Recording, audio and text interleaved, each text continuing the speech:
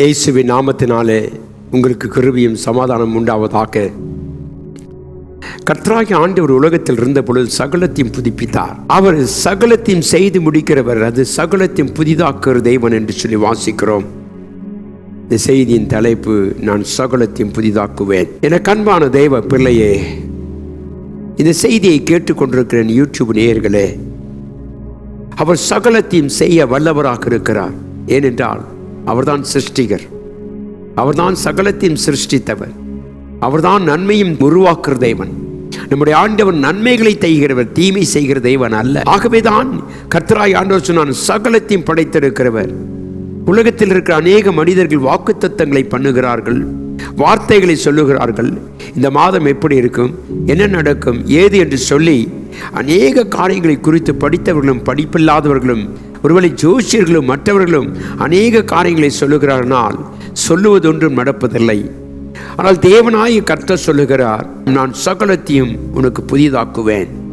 சொல்லுகிறவர் யார் என்றால், அவர் சிங்காசனத்தில் வீற்றிருக்கிற தேவன், சிங்காசனங்களில் அமர்ந்திருக்கிற தேவன், சகலத்தையும் ஆளுகிற தேவன், சகலவற்றுக்கும் செய்வதற்கு அதிகாரம் படைத்தவர். அவர் சொல்லுகிறார், நான் சகலத்தையும் புதிதாக்குவேன். இன்றைக்கு உன் வாழ்க்கையிலே சில தோல்விகள், போராட்டங்கள், பிரச்சனைகள் இருந்தாலும் பயப்படாதே, அதை புதிதாக்கி கொடுக்கிறவர் கர்த்தர். அவர் சொல்லுகிறார், நான் சிங்காசனத்தில் அமர்ந்திருக்கிற தேவன், சகலத்தையும் ஆளுகிற தேவனாய் கர்த்தர் சொல்லுகிறார். உன்னை நான் வெறுமையாய் விடுவதில்லை. உன் தேவைகளை சந்தித்து உன் குறைகளை நிறைவாக்கி உனக்கு நான் சகலத்தையும் செய்து முடிக்க தேவனாக இருக்கிறவர். என அன்பான தேவ பிள்ளையே, நம்முடைய தேவன் சகலத்தையும் புதிதாக்குற முதல் காரியம் என்ன? உன் கையின் பிரயாசத்தை கர்த்தர் புதிதாக்கி தருவார். யோவேல் புத்தகம் 2:25 வாசிக்கிறோம். எத்தனை ஒரு ஆசீர்வாதம்! நம்முடைய கையிட்டு செய்கிற வேலைகள் எல்லாம் கர்த்தர் நம்முடைய பிரயாசத்தை புதிதாக்கி தருகிற தேவன்.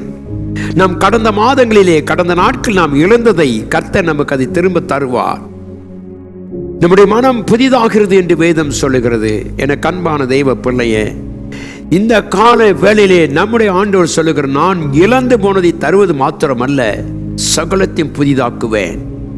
எதெல்லாம் நஷ்டப்பட்டோம் அது எல்லாம் புதிதாக்கி நம்முடைய தேவன் தர வல்லவராக இருக்கிறார். இந்த காலை நம்பிக்கையாயிரு. உன்னை அழைத்த தேவன் உனக்கு சகலத்தையும் புதிதாக்கி தருவார்.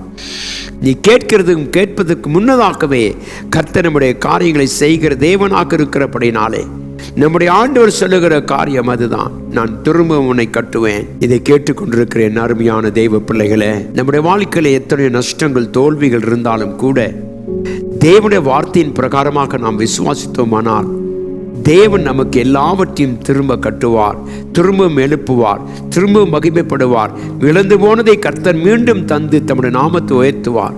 ஆகவே நாம் சொல்லுவோம், கர்த்தாவே நீர் எங்களுக்கு புதிதான காரியங்களை செய்கிறவர். வனாந்தரத்திலே வழிகளை உருவாக்குற தேவன் நம்முடைய ஆண்டவர். சிந்தித்து பார்ப்போம், இஸ்ரவேல் ஜனங்களை கர்த்தர் நடத்தி கொண்டு வந்த ஒரு குறை இல்லை, அவளுக்கு ஒரு தாழ்ச்சி இல்லை, ஒரு வேதனை இல்லை. கர்த்தர் சகலத்தையும் செய்ய வல்லவராக இருந்தார் என்று சொல்லி வாசிக்கிறோம். இந்த காலை வெளியிலே விசுவாசி தெய்வ பிள்ளையே, இதை கேட்டுக்கொண்டிருக்கிற அருமையான தெய்வ மக்களே, கர்த்தர் சகலத்தையும் புதிதாக்கி தருவார். உன் பழைய வாழ்க்கை மாறும், எண்ணங்கள் மாறும், சிந்தனைகள் மாறும். ஏனென்றால் கர்த்தர் செய்கிற அனைத்தும் புதிதாக இருக்கும். பழையவைகள் எல்லாம் ஒழிந்து போய் என்று வாசிக்கிறோம். ஆகவே இன்றைக்கு சொல்லுவோம், கர்த்தாவே என் வாழ்க்கையை புதிதாக்கி தாரும், அன்றைய ஜீவியத்தில் ஒரு புதிய காரியத்தை எங்களுக்கு தாரும் என்று கேட்போம்.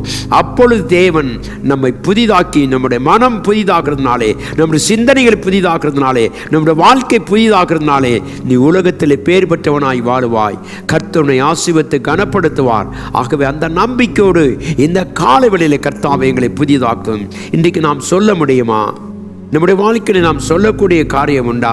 நம்முடைய கையின் பிரயாசத்தை ஆசீர்வதித்து உன்னை இம்மட்டும் நடத்தி வந்த தேவனாய் கர்த்தர் சொல்லுகிறார், நான் சகலத்தையும் புதிதாக்குவேன்.